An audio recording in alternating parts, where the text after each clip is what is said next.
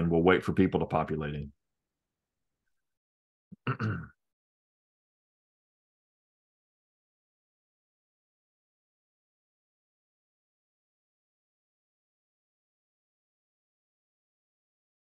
All right, while people are populating in, we'd like to say welcome to our December 2023 Abbeville Institute Zoom webinar.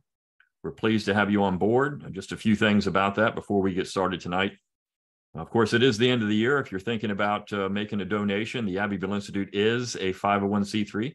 So you can donate to the Institute. It's tax deductible to the full extent of the law. So if you're making your tax plans for the end of the year, please consider us in those plans. It does help do things like this. Also, our website, our conferences, all the things we do, our books, our videos. This is how we keep these things going. So we do appreciate all of your support that you give us, whether it's financial or otherwise. We do appreciate just the attaboys and, hey, I liked your article and all those kind of things. So we again appreciate all of that you do during the year. Also, just a reminder, this particular webinar we're doing this because our February conference is coming up February 16th through 18th, 2024 at Callaway Gardens in Pine Mountain, Georgia. It is going to be on the 1607 Project Virginia First. It will be the debut of the documentary that's been done about that. Also, the book that's being produced with that. We've been working on this for a couple of years now. So that is going to be a great event. And of course, information about that is available on our website. So go out to abbevilleinstitute.org and go to the events section and click on that. We want to see you there. And hopefully this will pique your interest and get you interested in coming out for that event. I am Brian McClanahan, the president of the Institute, and we welcome you on to this particular webinar. The way this is going to work is I'm going to introduce John Harris here in a second. But this is going to be different because normally I do the introductions, then we have the speaker talk, and then we take questions, but it's going to be flipped. I'm going to introduce John. He's going to talk for a few minutes, and then he's going to interview me about the 1607 project. So it's going to be a different kind of webinar than we do usually. I'll be on the hot seat instead of the other way around. Also, if you want to ask questions, we will have the Q&A at the end of the webinar. You can use the chat box over at the bottom of the screen, or you can use the Q&A button. I'll still take those questions. So if you want to ask questions, we want you to ask questions. Please go ahead and ask those questions during the event. Again, you can use the chat or the Q&A button. So let's go ahead and get started tonight. John Harris is with us. He is a podcaster, a documentary filmmaker. He is also an Abbeville Institute student. He attended one or two of our summer schools. I think I've actually been to three summer schools. Yeah. Okay. One full summer school. The other, I wasn't there for the whole time, but that was 2017 when I first came. Okay, so he is a graduate of the Abbeville Institute summer schools. We do have more of those coming up this year, by the way, but they're going to be virtual. So, but he is a graduate of the Abbeville Institute summer schools. He has an advanced degree from Liberty University. He has a great podcast, Conversations That Matter. It's on Christian topics. If you're interested in that, head on out there and check him out there. But he also makes documentary films, and he's got his Last Stand Studios, which does that. He's produced a number of really interesting programs. And so I'm going to turn it over to him for a few minutes to talk about the 1607 project. This was his idea initially, and he approached us about it, so we got on board with it. But John, go ahead and talk about the project and why you wanted to do this. Yeah, I think, first of all, thank you, Brian. I appreciate it, and appreciate everyone who's streaming out there and the Abbeville Institute. I certainly have a debt of gratitude to all of you who have produced great material, encouraged me. I think we all have similar stories going through 2020, and that was really where my idea for the 1607 project came from. Of course, the 1619 project was very popular, and since I do cover, as you said, evangelical or Christian news stories, particularly related to social justice incursions, and I try to explain what's happening and then try to offer a refutation, I noticed that more and more pastors and theologians were appealing to the 1619 project to justify whatever kinds of racial quota systems, racial reconciliation initiatives, really DEI type things in their churches and ministries. And this, of course, bothered me. And I realized that there's a lot of people who don't have the historical background. They might have a background in another area, such as theology in this case. And they're just eating up what they're being given. So the 1619 Project was, of course, a big part of that. And then the response from the Trump administration with the 1776 Commission, I thought was just inadequate, to say the least, almost as bad as the 1619 Project. And I emailed, I think you were on the initial email, as well as Dr. Clyde Wilson and Dr. Don Livingston and Carrie Roberts. There's a few people on there. And we just started talking about what would it look like to have a competitor, have an actual history project. At that point, I was just thinking a documentary, maybe with a curriculum to go along with it. I know you've added the book since then, that would tell the truth about American history and not try to pigeonhole it into some ideological framework, whether or not American history is the story of us trying to gain a level of equality, which, as a 1619 Project says, we have yet to really reach. As the 1776 Commission says, we've already reached it. That's really not the starting point. That's and so I'll say this, in, last but not least, the idea that I had, the picture in my head that I had, was of a river and the headwaters being 1607. That these dates that we're tossing around are not the actual dates for the headwaters of the United States, which of course started in Jamestown. It's not Plymouth. I know there was an effort at a 1620 Project. I'm not sure how far that went, but it's certainly not 1776. And 1619, taking the event of a Dutch indentured servant or slave ship coming to Virginia is not. It's a sideshow. It's important, but it's not the main thing. And so we wanted to talk about some of the main things that make America what it is, and hopefully instill in the people who consume this documentary and the book that you've orchestrated a sense of understanding and maybe even some pride that humans are frail beings. We certainly sin and we have all kinds of issues, but there's a lot to be proud of in the story of the United States. And so I was just thankful for you, for the Abbeville Institute. And so I guess since we're flipping the script, unless you had another question for me, I'll just ask you, what did you think initially when you heard about the idea? Well, first, let me say, you said a lot of great things in that introduction about what we're doing with this. When I first heard about it, you mentioned the 1776 Commission report. And if you follow me for any time at all, you know that in early 2021, I had a debate with Michael Anton of the Claremont Institute through Chronicles Magazine and also through American Greatness on that particular issue. I took aim at the 1776 Commission report, and because I thought that, as you said, it was inadequate because it operates from the same position as the 1619 Project, which is that we have this proposition nation. Lincoln, in his Gettysburg Address, came up with this idea that we hold these truths to be self-evident, all men are created equal. And of course, that is the basis of America. Now, he wasn't unique in that. Lincoln didn't come up with that himself. This had been said before by the Republican Party in the 1850s. Abolitionists had used it throughout the 19th century. Even going back into the 18th century, there was some discussion of this. And we're actually going to talk about that a little bit, I think, tonight. But what I thought about it was great. I mean, I thought this is a real opportunity for us to have a counterweight to all of these things. You mentioned the 1619 Project. There's a 1776 Commission report. There's also the 1620 Project you talked about. That was there. That puts America back at Plymouth. And you have a lot of conservatives who want to do that, particularly evangelical conservatives who are not necessarily on board with Jamestown being the center of America. They want it to be in Massachusetts.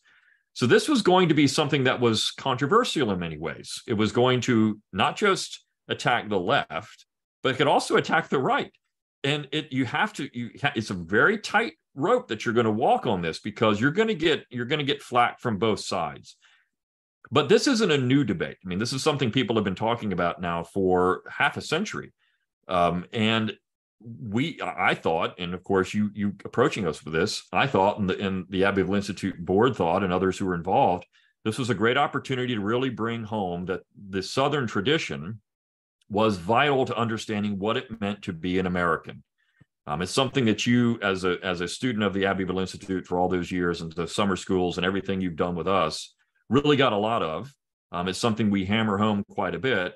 And so this was a great chance to put this out there in a book form, a documentary, try to do more with it, even on our website, to really promote this notion that America does begin in 1607. I know that, of course, there were people here English before that. There was Spanish here before that. I know, I'm aware of all of that. People try to say, well, wait a second, but the United States wouldn't be what it is without the Anglo-American tradition. So we're going to focus on that and hopefully reorient our discussion back to Virginia and how important it was for the Southern tradition to be the anchor of the entire history of America. So that would be my response. I was excited about it. I mean, your short answer, I was excited that we could do something like this.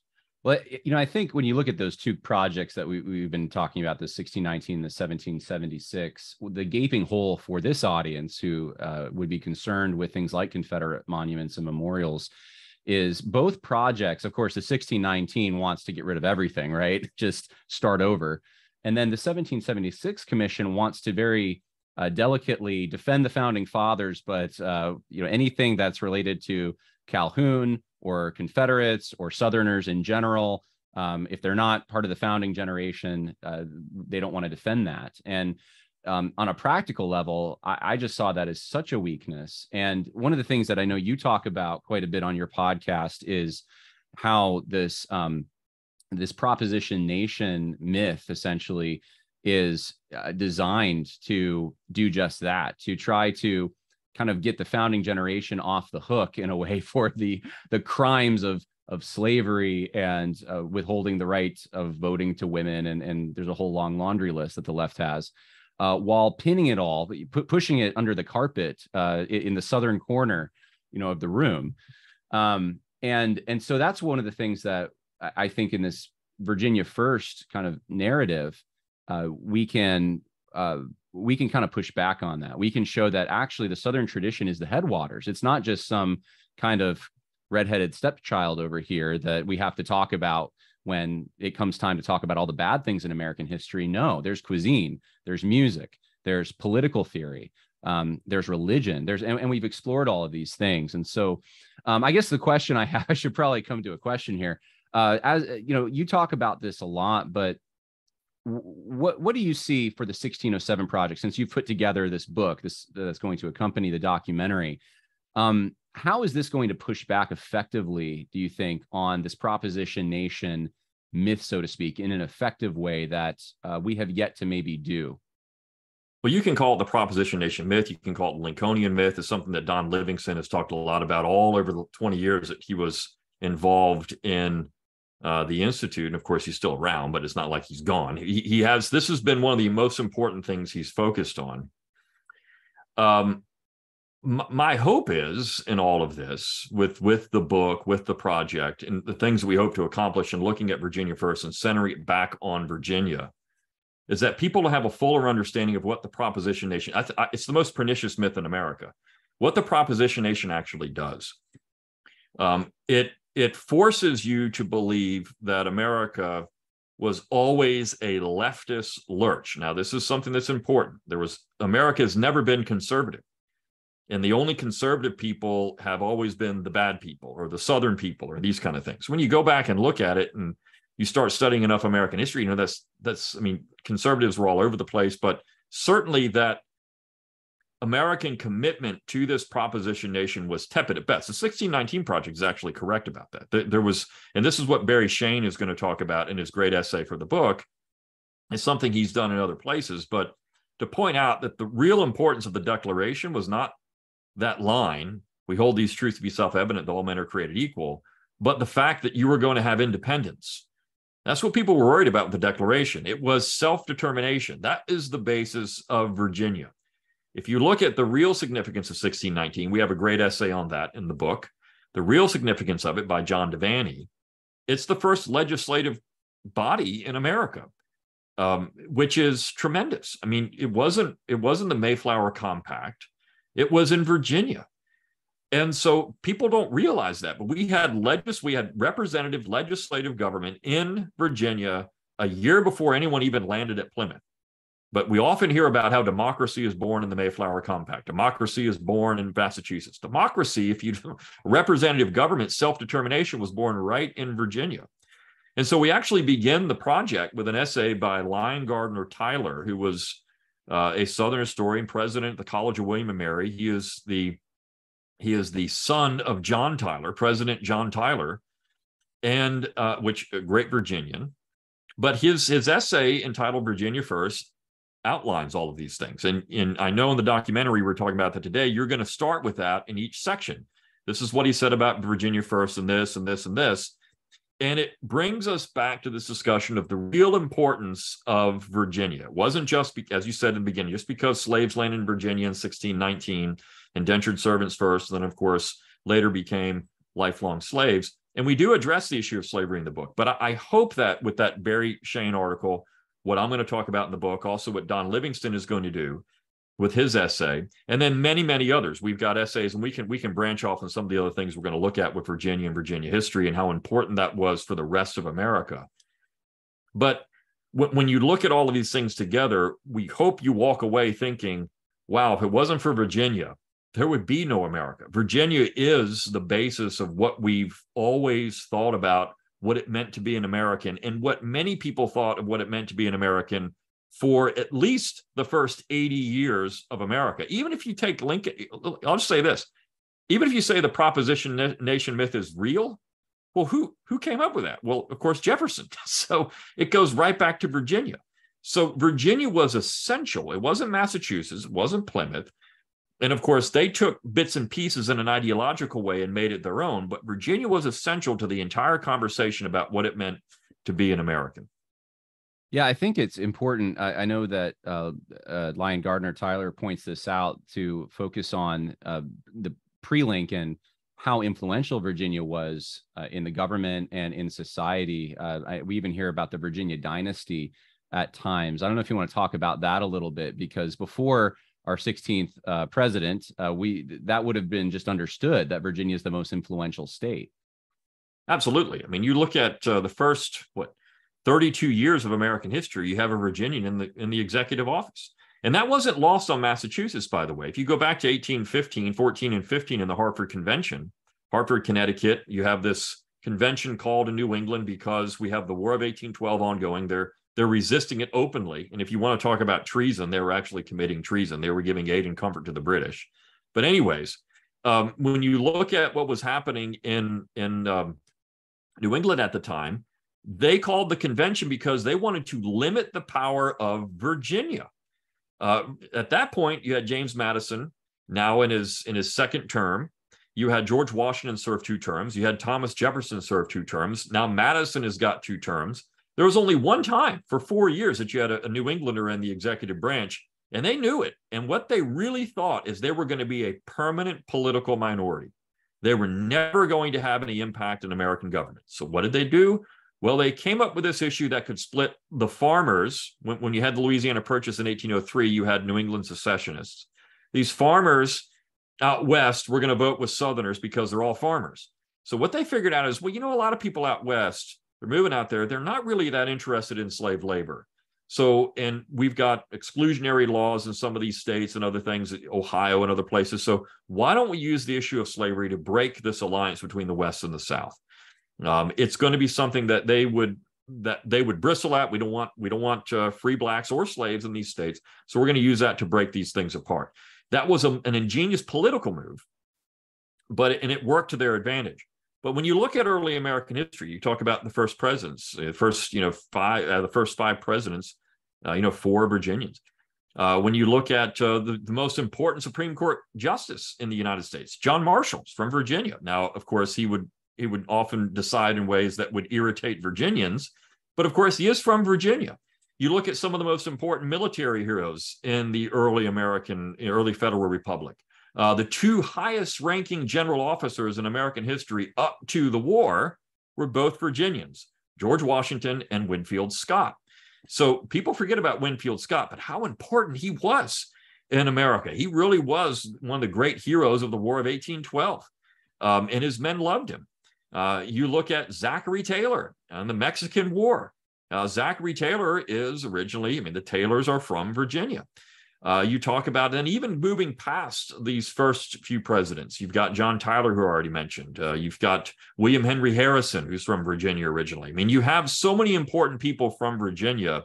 It really puts the rest of the United States to shame in terms of this state being everything. And John C. Calhoun famously remarked at one point, when he became kind of the de facto leader of the South, he didn't want it. He said, if Virginia would just lead again, we'd all be okay. When Virginia led, everything was great. But now that Virginia's kind of taken a back seat, a secondary seat, that creates problems for the rest of the United States. Virginia was the hub of the entire Union, not Massachusetts. It was Virginia, and everything circled around that. And we wouldn't have the U.S. without this idea of Virginia being first. Well, no, one thing you also, and that was great. One thing you didn't mention, though, that I just thought of too, is exploration. You know, Jefferson, of course, Louisiana Purchase, but then who explores out west? Lewis and Clark, they're Virginians, right? Right. Well, not just that. George Rogers Clark, who was the man that basically got us the Northwest Territory. If it wasn't for him and during the American War for Independence, we don't have that. So you're right. There's so many things that you can point to with Virginia. Matthew Fontaine Maury, who was the scientist of the seas from Virginia. I mean, you could go on and on about how important Virginia is in this entire discussion of the United States. But because of the evil connotations of Virginia, it was a slaveholding state. You can't like these people anymore. They're just, I mean, these people are all bad now.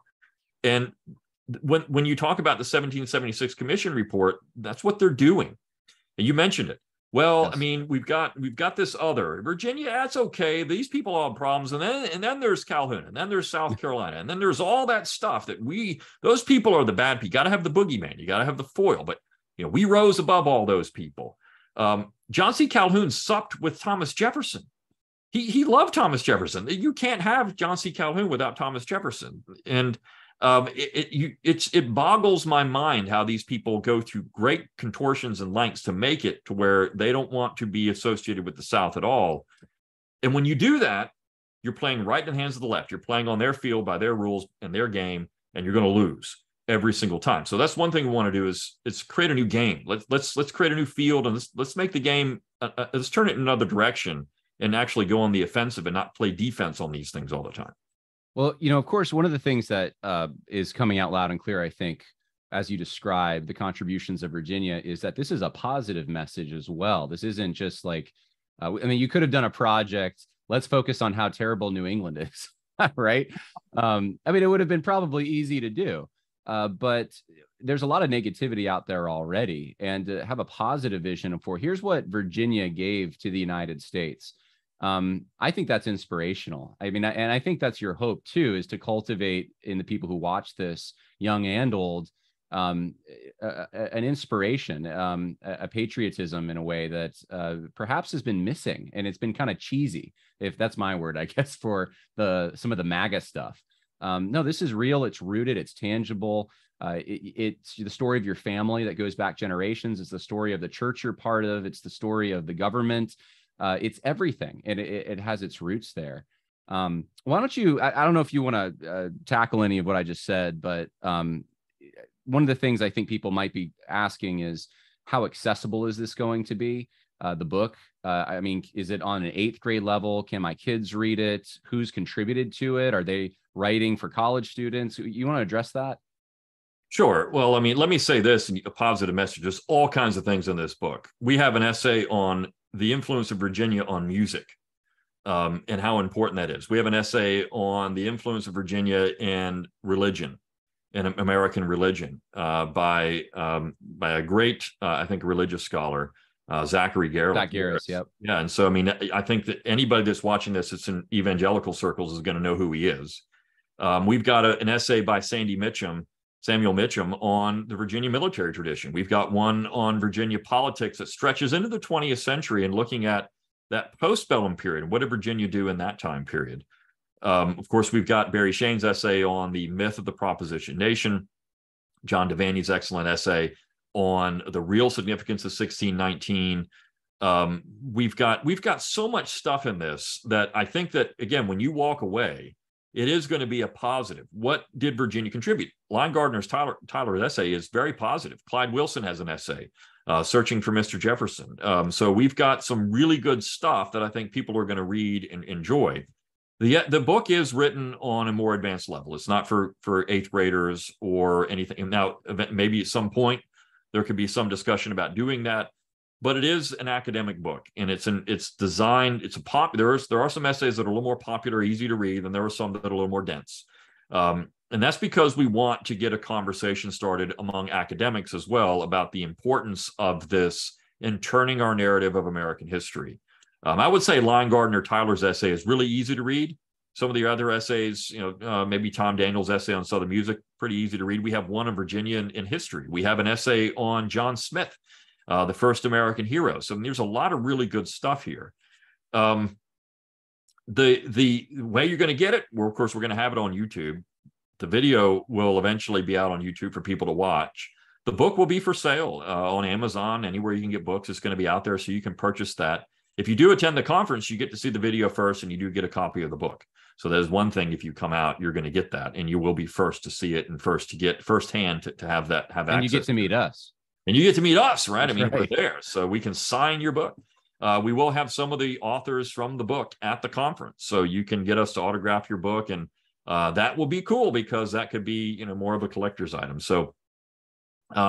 But we want to get this out there as far and wide as we can. We had that discussion earlier today, you and I did, about how we're going to market the video, the documentary.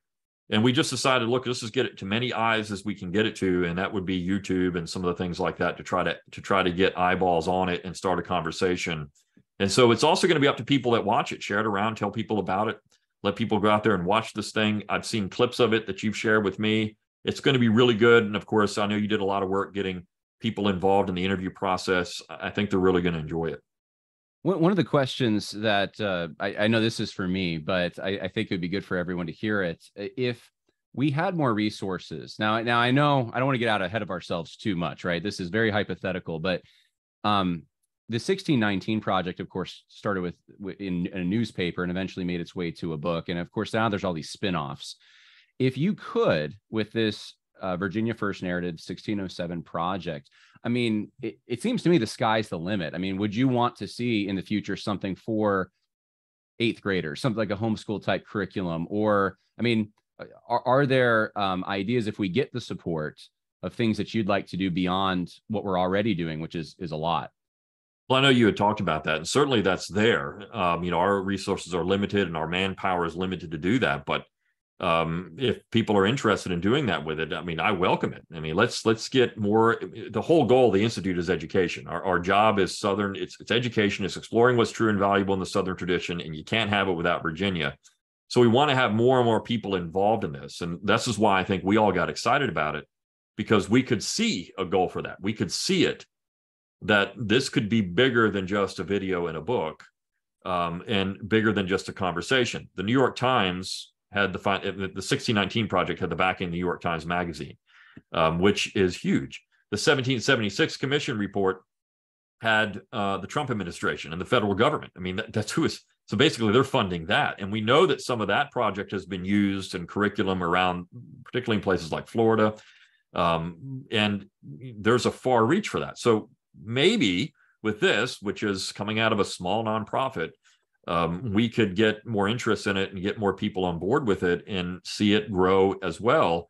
Again, the sky's the limit. We can do all kinds of things with this. So we hope that that does branch out in one way or another eventually into bigger and better things.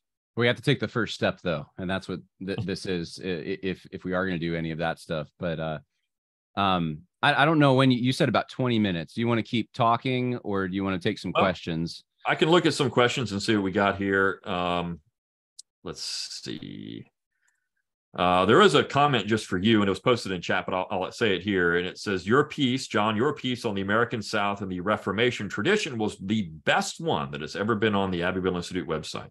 Oh, wow. That's high praise. That piece will factor in the 1607 project. So I don't know if that's going to come out in the documentary or not, but that was a very nice comment for you. Yeah, that was back, I think, in 2018. So that's a good memory.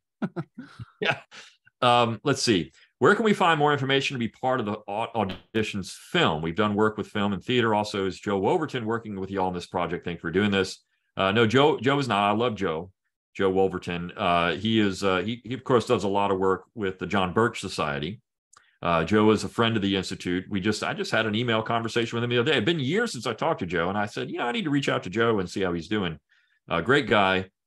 But as far as the part of the film, that the recording's already been done. Am I right about that? Or yeah, we've recorded all the interviews. Of course, there's little things I guess you can always touch up at the end, but we're not going to do anything major. But I'm not maybe clear on the question. Is it about whether they want to share some resources with us to help us? If there's going to be any kind of be part of the auditions or the film, don't work with film and theater. And so is there going to be anything like that? Yeah, well, we actually talked about this a little bit earlier today. And so, just to be kind of real with people, this covers a very wide span of time. You're starting in 1607. You're really actually starting before 1607 because the English settlers had to get here. And then we're going to the present effectively. And so because of that, in order to have reenactment, people that are playing Thomas Jefferson or Revolutionary War soldiers or something like that, you have to get reenactors to do that. So on a project like this, you either that transcends all these eras, you either hire a bunch of people to dress up and find locations, which would cost probably hundreds of thousands of dollars, to be honest, at least tens of thousands, or you do kind of like what we've done, which is we found old B-roll footage from films and good stock videos, and I've taken some video myself of different locations, and we're using that. So if people want to send me, I don't know if my contact information is going out there, but if people want to send me, if they do reenactments or anything like that, their footage, I'll be glad to take a look at it, and maybe we can incorporate it. That would be pretty cool, but I can't make any guarantees. And we're not doing any auditions, which would, I understand, be a traditional thing for a lot of films and documentaries. But because of the nature of this documentary and the budget we're on and everything else, it's going to be a good piece. It's going to be high quality, but it's not going to be like a movie would be, with a director and film shoots in various locations with actors. Now, of course, you can put your email in the chat box so people can. Oh, can I? I'll do that now. Absolutely. So everybody can see it. Just make sure you send it to everyone and not just the hosts and panelists. So make sure as well, if you're chatting in the chat box, make sure you send it out to everybody. Yep, I got it. And not just to me and John. But there could be future things that we could do with this. Again, the sky's the limit. If this thing does well, maybe there's a part 2 or something we follow up and we explore maybe parts of it in more detail. I know the 1619 project has done some of that. So there's that part of it too. Hey, I'm not sure, just a technical thing here. I'm not sure if it's open to message hosts and panelists. That is the only option I am seeing. So I'll just let everyone know, JE. So my initials. I got it for you. Go ahead. Okay. Try it again. That is much different. Everyone. All right. Okay, there we go. All right. I'll put my email there right now. I didn't know. There's things. There he is. All right. So if you want to send John anything that you've got and you want to contact him directly, go ahead and do that. Their real quick question is: there were a release timeline for the book? Yes. In fact, we want to have everything done February 16th. That's when the conference is at Pine Mountain at Callaway Gardens. Let me just talk that place up a little bit. We were there last year for our 20th anniversary. Now, John, you attended. Beautiful. It's a beautiful place. It is a private garden. And what I mean by that is the Callaway family, who are great. It's a great old Southern family. They are really important in that part of Georgia. They founded LaGrange College. They were, in fact, one of the family members was interviewed by Ida Tarbell back in the progressive era because he was doing such innovative things with labor and, of course, his textile mills. But when this family made all of their money, they were farmers at heart. That's what they really wanted to do. They were agrarians at heart, and they had all this wasteland in Pine Mountain, which was kind of just a area that had been exhausted. and they decided to build a man-made garden there. And it is a tremendous place. There's lakes, beautiful. Now, of course, we're going in February, so the gardens won't be in bloom. But in February, it's one of my favorite times to go because you feel like it's yours. There's nobody else there, really. It's like it's your own private place. And this is thousands of acres. There's walking trails, there's bike trails. If you get there on Friday, before we start the event, you can take some time to enjoy it. Sunday we check out, but there's a beautiful chapel on one of the lakes. It's a stone chapel with a pipe organ in it. And every Sunday they have a pipe organ recital. You can go up, the guy's playing the pipe organ. You can say, I would like to hear this, and he'll play it for you. And it's wonderful. You can hear it all over the area, and you can walk around this just very peaceful area and enjoy that. It's just a tremendous place. And so we want to have the book ready then. The documentary certainly will be ready then. We are working on some finishing touches with the book. We're going to be up against the timeline there. If we don't have it by February 16th, it will be very shortly after that. So I will say that. But Don and I are working feverishly to try to get this done by February 16th. And Marie too, Marie Livingston, who's behind the scenes working on it too. So we're really excited about it. But Callaway Gardens is beautiful. It really is a resort. It's not just like going to a hotel somewhere. You're going to a beautiful place, and it's a destination. So we will have a lecture on Friday night on the 16th. That will probably be John. That will probably be the documentary. We're going to show it Friday night. And then on Saturday, we have 7 lecture slots. We'll have a dinner again. It is a dinner on Friday with the lecture. Saturday, we have all day food. You've got food during the morning. You've got lunch. You've got a dinner that night. And we will have lectures that day. And then you check out on a Sunday. So it's going to be a tremendous time. I'll just, if I could just add to that, because I was there and it exceeded my expectations. It's a wonderful location. And I think the thing that most people get out of these events is the camaraderie, the fellowship they share with others who are in a similar position. You believe similar things, you have similar shared experience, and you just have a good time laughing, telling jokes. I mean, some people, I was with a group 2 nights. We stayed up probably later than we should have and enjoyed great conversation. And so that's really why you come to these events. It's not for the information you're going to get, though that's great, and the materials, but it's also just to make these contacts, to meet people who can be friends moving forward and a source of encouragement. So that's what I found helpful about Abbeville events. And of course, this was an event that exceeded my expectations with the facilities and the gardens. And they have a butterfly thing there. That was pretty neat. So anyway. Yeah, Butterfly Garden's amazing. If you've never walked, now they're not native to this part of the country, but what I will say about the Butterfly Garden, when you go into the forum, the atrium there, when you walk into it, there's all of these watercolors on the wall. They're original watercolors from the 18th century from that part of Georgia. There was a French artist that was in Georgia at that time painting butterflies, and they have the original sitting in there. And it's the Cecil B. Day Butterfly Center, Butterfly Garden. Cecil B. Day was the man who founded Days Inn. So I did not know that. Yes, I mean, it's really good. It's nicer than Days Inn. Right, it's nicer than Days Inn. But he was a big proponent of the South and of course agriculture, the agrarian life. When you go into the Butterfly Garden, it's a tropical environment. There's butterflies just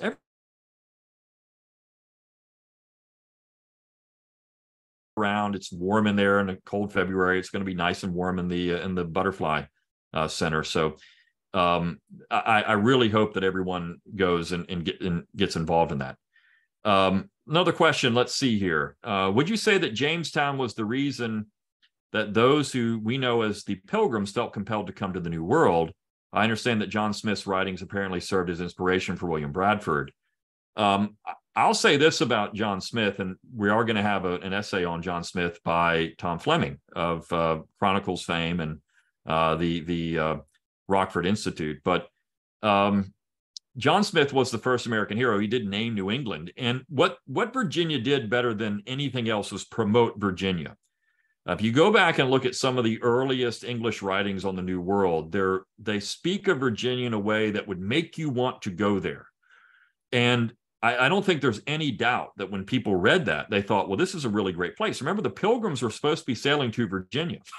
They just ended up off course and landed in Massachusetts. So they were supposed to be in Virginia and didn't make it. But they certainly were influenced about from people that wrote about this place and how wonderful it was. And then, of course, they get to New England and they talk about how terrible it is, right? This is a foreboding place. It's awful. But they had a different, much more pessimistic view. I always liked it when I read David Hackett Fisher's account of the Puritans when they got up there, and how they were, they had all of these wonderful things around them that we would consider to be a bounty.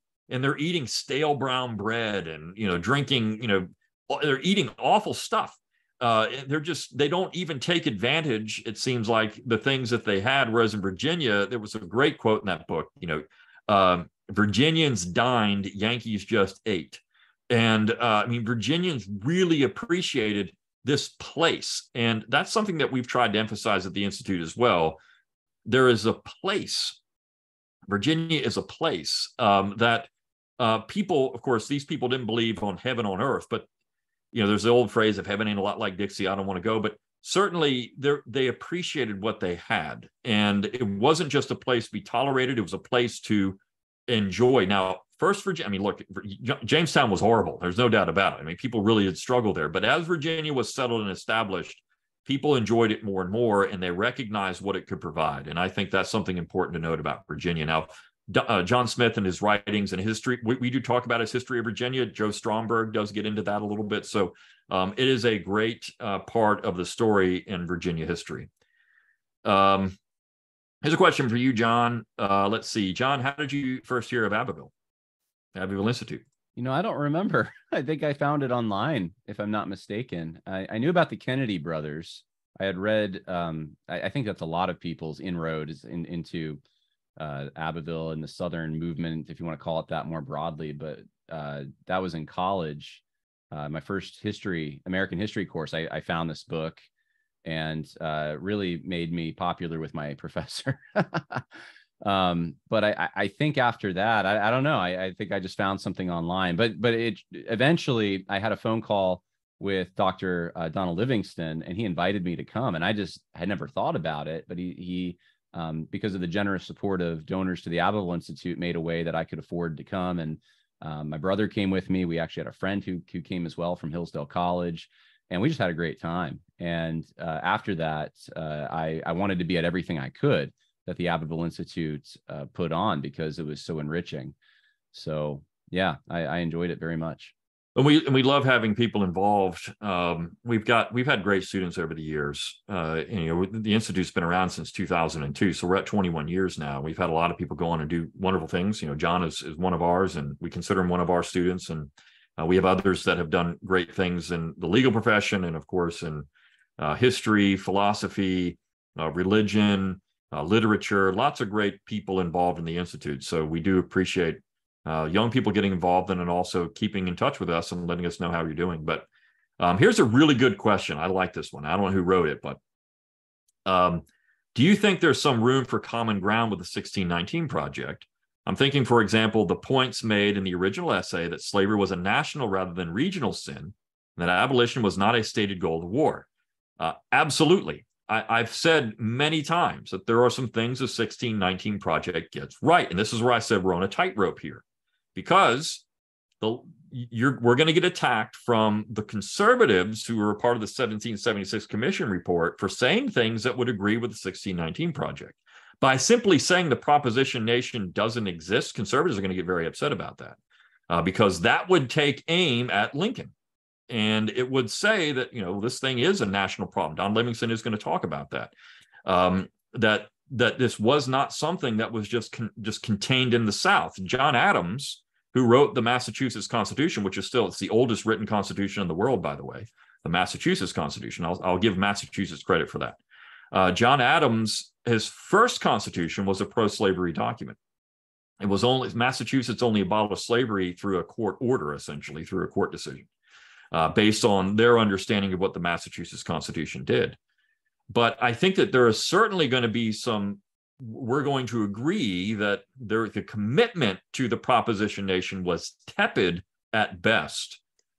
with the founding period. And that's important to note, because if they really didn't believe it, then you can't say that the, 7 years ago, our nation was founded on the proposition that, all these things. You can't do that.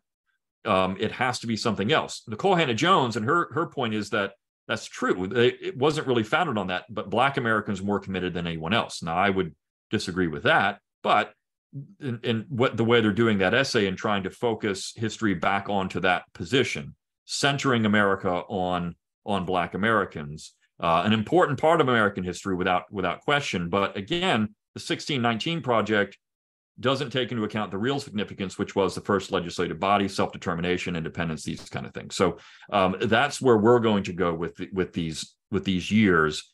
And but there is going to be some crossover between the two and how we look at the ideological origins of America, to say the least. If I could just add one thing to that, Brian, Sure. because you had asked me at the beginning the idea for this, and on a practical level, what I saw in 2020 in evangelical circles, and I don't think it was unique to us, you had the 1619 people essentially saying America's bad, rip it all down.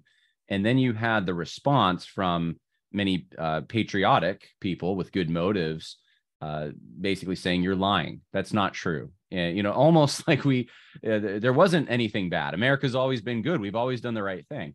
And of course, that's not exactly true either, though I commend the spirit behind it of wanting to defend one's own country. There wasn't an accuracy behind it. And I think what the 1607 Project is going to provide is a path forward for those people, whether they realize it or not, because to get into an argument about whether or not to use in like an ideological metric to determine whether or not America's good or bad shouldn't be where we get this discussion started. There's plenty of reasons to love the United States, to love its origins in Virginia and all the great things that have come out of that, and to be proud of those things and to pass those things on to our posterity without having to get into a disagreement about who's to blame for slavery and whether that's the original sin of America and to what extent does that stain the entire thing. It's not the entire thing. That's kind of the point. And so 1607 is not a political project in a sense. I mean, this is a 501c3. This is for educational purposes.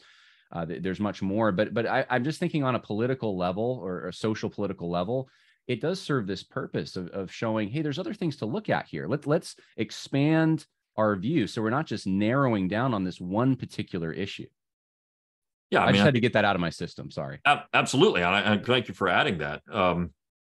It is broader than that. Again, the positive part. We hope that people walk away from this with a positive image of what early America was.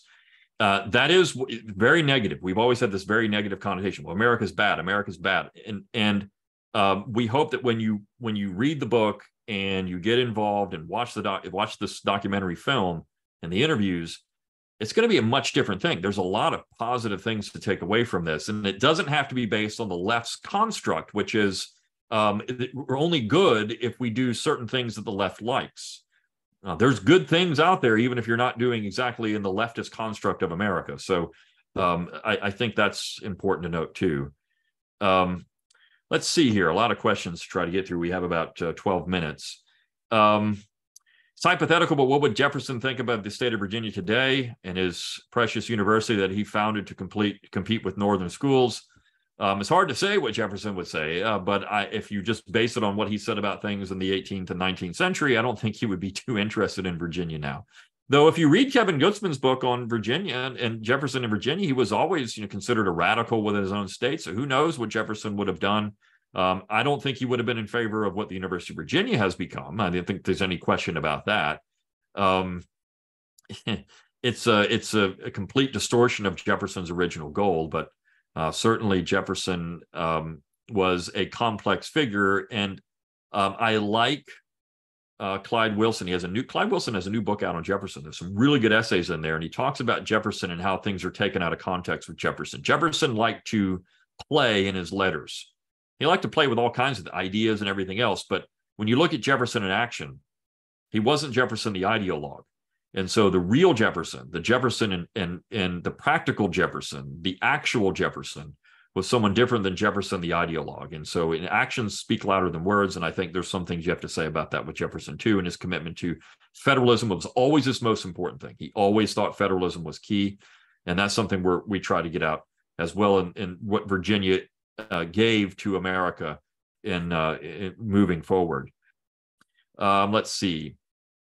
It's a stretch, but will 1607 be offered to PBS or more plausibly Fox or some other venue? John, do you want to say anything about that?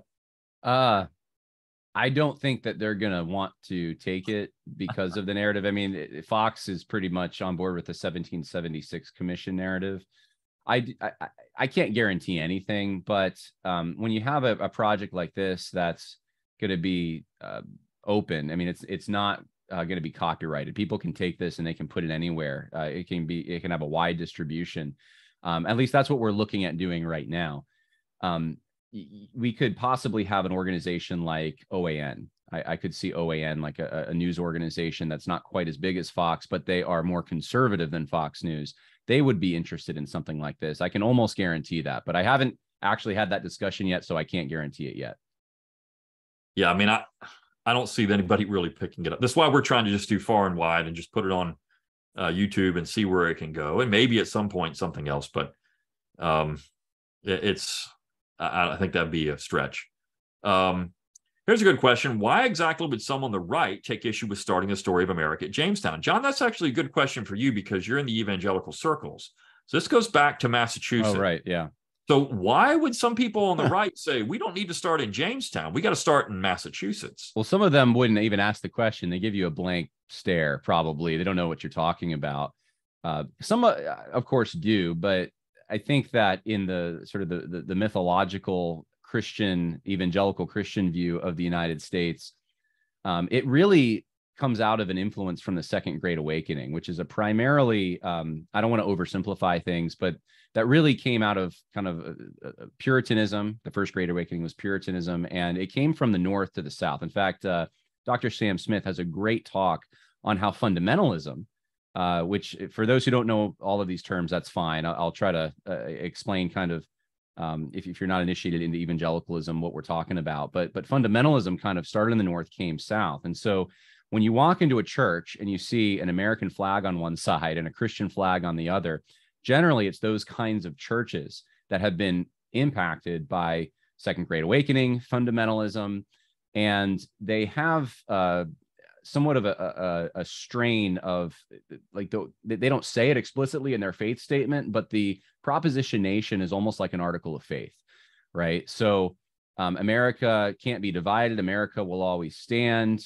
Sometimes in these churches, and I've been in some of them, their celebrations for the 4th of July. I mean, they're in the church, so it's not like a civic celebration, but you would think it is because it's so ingrained in their faith. And so the Pilgrims have become, and the Puritans to a lesser degree, but both of them have become somewhat of the legends of where America came from, and the city on the hill that America is a Christian nation, and that's where the Christianity comes from, is the puritanical kind of mindset. And the sad thing to me is that many who are in the South and in the Midwest and other places have been kind of, in my mind, corrupted by this. And they think that their traditions, which sometimes conflict with this, actually are part of that. And so, yeah, where it all came from, I'm not sure, but that's the reason Christians would have a problem, probably. Yeah, I remember years ago, I was in Oklahoma for it was Reclaiming America at a church there in Oklahoma. And I love these people. I still talk to them to this day. They're just great people out there. But we were sitting around the table. They invited me over for a meal, and that's the other thing. One of the guys who did this, I'll just say his name is Paul Blair. Paul Blair played football for the Chicago Bears. He was a lineman for the Bears back in the 80s, and he's a pastor in Oklahoma. And so I went over to his house. He's a wonderful man, just really nice. I mean, he's really been fighting the fight for a long time, had death threats and all kinds of things against him from the left. These people get a little crazy. And it was about 11 o'clock, and he said, "Hey, do you want to go get a steak?" It was 11 o'clock at night. I was in Oklahoma. I'm kind of tired. I don't really want to go out to. They drove an hour to a steakhouse in Oklahoma City to go get a steak, and Paul, I don't really want to go do that. Thanks. But they went out and got a steak. But to make a long story short, they really didn't like Virginia. They wanted to focus on Massachusetts. Virginians were, these godless people that showed up. They weren't really interested in any kind of religious doctrine, anything. They were not interested in that. Whereas the Puritans and the Pilgrims were founding a city upon a hill. It was this religious society that they wanted. Now we know that Virginians weren't godless. I mean, we know that they had people involved. There were Anglican priests there. There were all kinds of people. So that's a misnomer. But I think that's where you get back to it, as you mentioned. It comes down to this notion of the city upon a hill and the influence of the Puritan church on modern American evangelicals. So anyways, let's see here. I'm trying to look. We've got a lot of questions. Yes, there's just as observation. The Declaration of Independence was a manifesto. I don't know if you call it a manifesto, but it didn't establish any government. That was the point. It was a separation document. In fact, Pauline Maier, who wrote a really interesting book on this entitled American Scripture, says it was a defounding document. I mean, it was breaking away from the empire. That's what the point was. And you established these independent states through it. It's an independence document more than anything else. It follows in form and structure, in many ways, the English Bill of Rights, in that it was an indictment of the king. If you go out and look at the English Bill of Rights and then you put the Declaration next to it, the English Bill of Rights has a list of grievances against the king, and then these are the things the king is going to have to do. Well, in this case, it's the grievances against the king, and then we're leaving. I mean, we're not forcing the king to do anything. We're just going to leave. So there is a similar structure there, but it certainly didn't establish anything. This is why Jefferson was so upset, because he wanted to be in Virginia writing the Virginia Constitution, not sitting here thinking about some declaration in Philadelphia. That was something that was just beneath him in some ways. There was a question about the Clyde Wilson book that I mentioned, and I'm going to show it to you. It's this. This is the title. It's a Shotwell book, Looking for Mr. Jefferson. It's brand new. I am going to review it for the Abbeville Institute. I'm also going to talk about it on my podcast, but it's a collection of essays Clyde has written over the years on Jefferson. It's really, really good. In fact, Clyde Wilson came to fame, so to speak, in the conservative movement because of an essay he wrote on Thomas Jefferson as conservative. I want to say it was 1969 that he wrote that essay, and he took a lot of heat for it. And that's what got Clyde noticed. It was late 69, early 70s, somewhere in there that he wrote this thing. And people started paying attention to Clyde Wilson because of that. And then, of course, he later started working with the Calhoun Papers. But it's a really important essay, and it's in that book. And so there's many, many others there. So I would definitely pick that up. Let's see. To what extent will the conference focus on moving from theory to practice? In other words, moving the project to think locally, act locally. I don't think we're going to talk a lot about practice. That would be more of something, go along with what I do on my show. But certainly you can take these principles and apply them. I mean, look, if you take, for example, the 10th Amendment Center and Michael Bolden and what he does with theory and then puts it into practice, he's very good at this. And working with trying to get these things, codified in one way or another, independence and states' rights and federalism and all that stuff. So there is that. I actually did ask Bill Watkins that very question. So we include part of his answer. He talks about Moms for Liberty and some practical things like that. Okay, good. I forgot about Bill Watkins look, his essay on the Virginia legal tradition is outstanding. It's one of the best in the book. I'm remiss for not mentioning Bill Watkins, but he is going to be there at the conference speaking. So you can enjoy. He does a very good job with that. We've only got about a minute left. Somebody asked me about one thing. It's about my podcast. Yes, I'm talking about the Texas Nationalist Movement tomorrow, at least this idea of Texas secession tomorrow on my show. So you can get that. But John, we're up against the time. Is there anything that you would like to add? I'm sorry we couldn't get to all the questions, but anything you'd like to add about the 1607 project? I'll say one thing. Someone in the comments, now I've lost it, said that they could get it to Matt Walsh, perhaps. And I just want to say, please do. That would be great. Yeah, I mean, circulate it far and wide. We want people that even wouldn't like it, that aren't going to like it. We want them to see it and review it and talk about it, because that gets more interest in it. And that's important. If people are interested in my show, just search for me, Brian McClanahan. You can go on YouTube, the Brian McClanahan Show, on all your podcast platforms. It's out there. John's got Conversations That Matter. It's on YouTube, and of course also podcast streaming services. So you can find both of us there and doing these things. But we do hope you can find us outside of the Institute. But also, we do appreciate all of your support for the Abbeville Institute. I mean, this really is a labor of love for us, and we do appreciate everything you do all the time, whether it's financial, again, or just attaboys. Moral support are also great. Sharing our material around, that's going to be key for the 1607 Virginia First project, because we don't have an unlimited budget to go out and market this. So it is going to be important that we do that as well. So think about going to that February conference. John and I will be there. Bill Watkins will be there. Don Livingston. We're going to have, I'm trying to think who else is, John Devaney's going to be there. Mark Holacek is probably going to be there. We've got some really great speakers. So come on out and see us in February. We really want you to be part of this. And John, anything to say at the end here? Thank you. Just, I appreciate the opportunity and appreciate what you do, Brian. Well, I appreciate everything you're doing for us, John. So everyone have a good evening. This will be available on YouTube. So if you have anybody that you want to show it to, you please feel free to send it there. It'll be up there probably either tonight or tomorrow morning, so you can catch it on the replay. But everyone have a good evening, and we'll see you again on one of these. Merry Christmas. We'll be back with these in January, by the way. We've got a really good one coming up in January with, it's going to be an excellent topic. I won't spoil it yet, but it's going to be in January. So it'll be a lot of fun. But we'll see you after the new year. Everyone, Merry Christmas, Happy New Year, and we'll see you in January and February. Good night.